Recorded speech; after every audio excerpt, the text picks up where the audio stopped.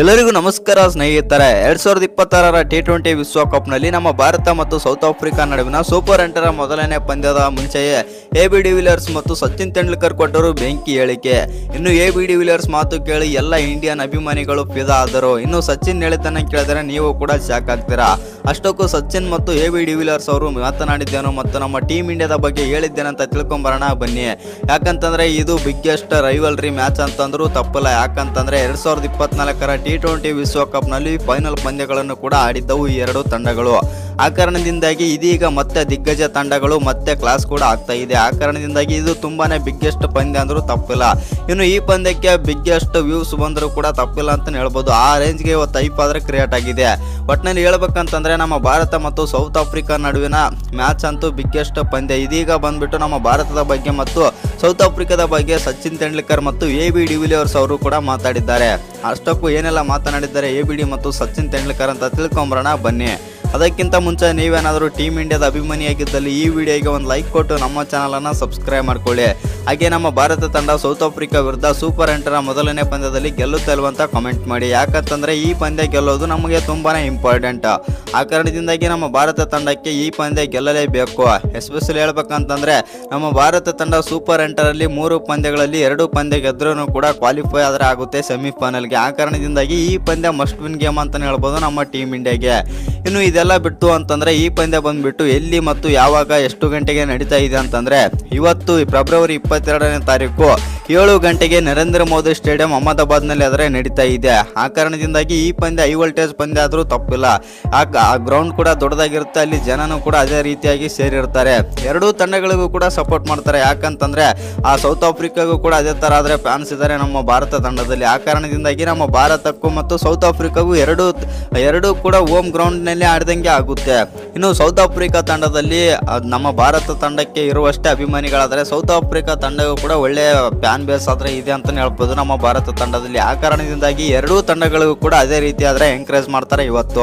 ಇನ್ನು ಅಹಮದಾಬಾದ್ ಗ್ರೌಂಡ್ ಅಂತ ಬಂದಾಗ ಬಿಗ್ಗೆಸ್ಟ್ ಸ್ಟೇಡಿಯಂ ನಮ್ಮ ಭಾರತದಲ್ಲಿ, ಇನ್ನು ದೊಡ್ಡ ಸ್ಟೇಡಿಯಂ ಆಗಿರೋ ಕಾರಣದಿಂದಾಗಿ ಜನನೂ ಕೂಡ ಅದೇ ರೀತಿಯಾಗಿ ಬಂದಿರುತ್ತೆ ಮತ್ತು ಹೈಪ್ ಕೂಡ ಅದೇ ರೀತಿ ಆದರೆ ಸಿಗ್ತಾ ಇದೆ.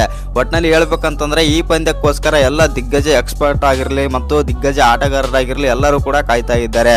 ಇನ್ನು ಈ ಪಂದ್ಯದ ಪ್ಲೇಯಿಂಗ್ 11 ಬಗ್ಗೆ ನಾವು ಮಾತಾಡಲೇಬೇಕು. ಹೌದು ಸ್ನೇಹಿತರೆ, ನಮ್ಮ ಭಾರತದ ಪ್ಲೇಯಿಂಗ್ 11 ಬಗ್ಗೆನೇ ಕೂಡ ಮಾತಾಡ್ತಾ ಇದ್ದಾರೆ ಎಲ್ಲ ಎಕ್ಸ್ಪರ್ಟ್ಸ್. ಏನೆಲ್ಲ ಮಾತಾಡ್ತಾ ಇದ್ದಾರೆ ಅಂತಂದರೆ ಭಾರತದ ಪ್ಲೇಯಿಂಗ್ 11ನಲ್ಲಿ ಬಂದ್ಬಿಟ್ಟು ಬ್ಯಾಟಿಂಗ್ ಕೊಲಾಪ್ಸ್ ಆಗ್ತಾ ಇದೆ ಮತ್ತು ಸೌತ್ ಆಫ್ರಿಕಾ ವಿರುದ್ಧ ಯೂರಿಯನ್ ಆಡ್ತಾರೆ ಮತ್ತು ಅಭಿಷೇಕ್ ಶರ್ಮಾ ಅವರು ಮತ್ತೊಮ್ಮೆ ಡಕ್ಔಟ್ ಆದರೆ ಇದು ಬೇರೆ ತಂಡಗಳ ರೀತಿ ಅಲ್ಲ ಮತ್ತು ಇದು ತುಂಬಾ ಸ್ಟ್ರಾಂಗ್ ಇರುವ ಸೌತ್ ಆಫ್ರಿಕಾ ತಂಡ. ಆ ಕಾರಣದಿಂದಾಗಿ ಸೌತ್ ಆಫ್ರಿಕಾ ವಿರುದ್ಧ ಇವರು ಯಾವ ಥರ ಗೆಲ್ತಾರೆ ಅನ್ನೋದು ಎಲ್ಲರೂ ತಲೆಯಲ್ಲೂ ಕೂಡ ಕುತೂಹಲ ಆದರೆ ಹುಟ್ಟುಹಾಕಿದೆ. ಹೌದು, ನಮ್ಮ ಭಾರತ ತಂಡದ ಬೌಲಿಂಗ್ನಲ್ಲಿ ಏನು ಕೊರತೆ ಇಲ್ಲ, ಆದರೆ ಬ್ಯಾಟಿಂಗ್ನಲ್ಲೇ ಇದೀಗ ಸಮಸ್ಯೆ ಉಂಟಾಗಿದೆ ಅಂತಲೇ ಹೇಳ್ಬೋದು. ಒಂದು ಕಡೆ ತಿಲಕ್ ವರ್ಮಾ ಕೂಡ ಫಾರ್ಮ್ನಲ್ಲಿಲ್ಲ, ಇನ್ನೊಂದು ಕಡೆ ಅಭಿಷೇಕ್ ಶರ್ಮಾನು ಕೂಡ ಹೇಳ್ಕೊಳ್ಳೋಂಥ ಬ್ಯಾಟಿಂಗ್ ಮಾಡ್ತಾ ಇಲ್ಲ. 3ಕ್ಕೆ 3 ಡಕ್ಔಟ್ ಕೂಡ ಆಗಿದ್ದಾರೆ. ಇನ್ನು ನಾಯಕ ಸೂರ್ಯಕುಮಾರ್ ಯಾದವ್ ಅಂತ ಬಂದರೆ ಒಂದು ಮ್ಯಾಚ್ ಆಡಿದ್ರೆ ಇನ್ನೊಂದು ಮ್ಯಾಚ್ ಆದರೆ ಆಡ್ತಾ ಇಲ್ಲ. ಇಶಾನ್ ಕಿಶನ್ಗೆ ಸಪೋರ್ಟ್ ಕೊಡೋರು ಯಾರೂ ಇಲ್ಲ. ಆ ಕಾರಣದಿಂದಾಗಿ ನಮ್ಮ ಟೀಮ್ ಇಂಡಿಯಾದ ಬ್ಯಾಟಿಂಗ್ನಲ್ಲಿ ಬಂದ್ಬಿಟ್ಟು ಕೊಲಾಪ್ಸ್ ಆದರೆ ಆಗ್ತಾ ಇವೆ. ಇದರ ಬಗ್ಗೆನೂ ಕೂಡ ಸ್ವಲ್ಪ ಮಾತಾಡೋದಾಯಿತು ಅಂತಂದರೆ ಯಥಾ ಪ್ರಕಾರ ಓಪನರ್ಸ್ ಆಗಿ ಬಂದ್ಬಿಟ್ಟು ಇಶಾನ್ ಕಿಶನ್ ಮತ್ತು ಅಭಿಷೇಕ್ ಶರ್ಮಾ ಆದರೆ ಬರ್ತಾರೆ ಅಂತ ಅಪ್ಡೇಟ್ ಆದರೆ ಬಂದಿದೆ. ನಾಯಕ ಸೂರ್ಯಕುಮಾರ್ ಯಾದವ್ ಕೂಡ ಈ ಪಂದ್ಯಕ್ಕೂ ಮುಂಚೆ ಪ್ರೆಸ್ನಲ್ಲಿ ಬಂದ್ಬಿಟ್ಟು ಮೀಟಿಂಗ್ ಆದರೆ ಇತ್ತು. ಆ ಪ್ರೆಸ್ ಮೀಟಿಂಗಲ್ಲಿ ಬಂದ್ಬಿಟ್ಟು ನಾಯಕ ಸೂರ್ಯಕುಮಾರ್ ಯಾದವ್ ಈ ರೀತಿ ಆದರೆ ಹೇಳ್ತಾರೆ, ನಮಗಿಲ್ಲದ ಚಿಂತೆ ನಿಮಗೆ ಯಾಕೆ ಮತ್ತು ನಾವು ತಂಡವನ್ನು ನೋಡಿಕೊಳ್ಳುತ್ತೇವೆ. ಇಷ್ಟು ದಿನ ಯಾವ ಥರ ಆಡಿದ್ದಾರೆ ಅಷ್ಟೇ ಆಡಲಿ. ಅವರು ಡಕ್ಔಟ್ ಆಗ್ತಾರೋ ಅಥವಾ 0ಗೆ ಔಟ್ ಆಗ್ತಾರೋ, 1 ರನ್ ಹೊಡಿತಾರೋ 2 ರನ್ ಹೊಡಿತಾರೋ ಅದು ನಮಗೆ ಗೊತ್ತಿಲ್ಲ. ಅಭಿಷೇಕ್ ಶರ್ಮಾಗೆ ಓಪನಿಂಗ್ ಅವ್ರು ಏನು ಆಡಬೇಕು ಅದನ್ನು ಆಡಿ ಬರ್ತಾರೆ ಅಂತಂದು ನಾಯಕ ನೋಡಿದರೆ ಈ ರೀತಿ ಆದರೆ ಹೇಳ್ತಾ ಇದ್ದಾರೆ.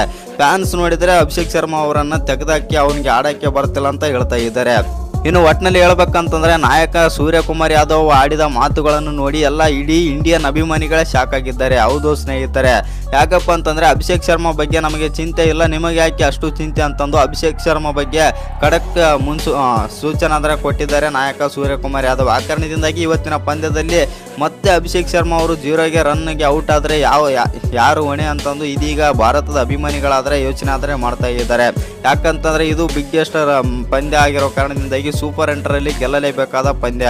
ಆ ಕಾರಣದಿಂದಾಗಿ ನಮ್ಮ ಭಾರತ ತಂಡ ಈ ಪಂದ್ಯದಲ್ಲಿ ಗೆಲ್ಲಲೇಬೇಕು. ಇನ್ನು ಈ ಪಂದ್ಯದಲ್ಲಿ ಬಂದ್ಬಿಟ್ಟು ಅಭಿಷೇಕ್ ಶರ್ಮಾ ಮೇಲೇನೂ ಕೂಡ ತುಂಬಾ ಪ್ರೆಷರ್ ಆದರೆ ಇರುತ್ತೆ. 3 ಪಂದ್ಯಗಳಲ್ಲಿ ಆಡಿಲ್ಲ, 3ಕ್ಕೆ 3 ಡಕ್ಔಟ್ನಲ್ಲಿ ಆಗಿದ್ದೀನಿ ಅಂತಂದು ಅವ್ರಿಗೂ ಕೂಡ ಭಯ ಇರುತ್ತೆ.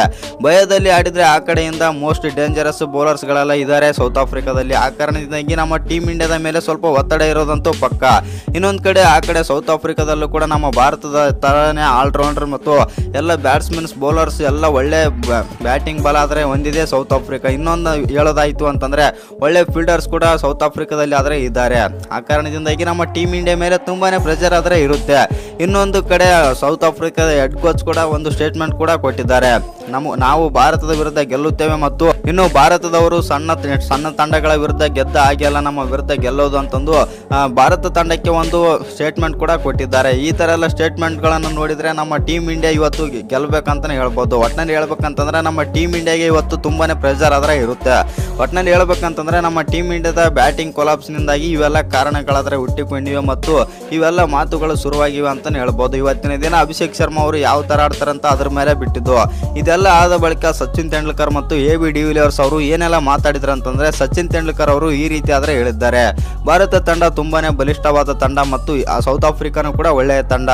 ಆದರೆ ಈ ಪಂದ್ಯಗಳು ಅಂತ ಬಂದಾಗ ಇವು ಎರಡೂ ತಂಡಗಳು ಕೂಡ ತುಂಬಾನೇ ಸ್ಟ್ರಾಂಗ್ ಆಗಿರೋ ತಂಡಗಳು. ಆ ಕಾರಣದಿಂದಾಗಿ ಇವತ್ತಿನ ಪಂದ್ಯದಲ್ಲಿ ಎರಡೂ ತಂಡಗಳು ಕೂಡ ಕೊನೆಯ ಓವರ್ಗೆ ಹೋದರೆ ಅಚ್ಚರಿ ಇಲ್ಲ ಮತ್ತು ಈ ಪಂದ್ಯದಲ್ಲಿ ಸೌತ್ ಆಫ್ರಿಕಾ ಗೆಲ್ಲುತ್ತೋ ಅಥವಾ ಭಾರತ ಗೆಲ್ಲುತ್ತೋ ನನಗಾದರೆ ಗೊತ್ತಿಲ್ಲ. ಆದರೂ ಕೂಡ ಭಾರತ ನನ್ನ ಆ್ಯಂಗಲಿಂದ ನೋಡೋದಾಯಿತು ಅಂತಂದರೆ ಭಾರತ ತಂಡ ತುಂಬಾ ಸ್ಟ್ರಾಂಗ್ ಆಗಿದೆ ಮತ್ತು ಭಾರತ ತಂಡ ಸೌತ್ ಆಫ್ರಿಕಾ ವಿರುದ್ಧ ಮೇಲ್ಗೈ ಸಾಧಿಸುತ್ತೆ ಅಂತಂದು ಸಚಿನ್ ತೆಂಡೂಲ್ಕರ್ ಆದರೆ ಹೇಳಿದ್ದಾರೆ.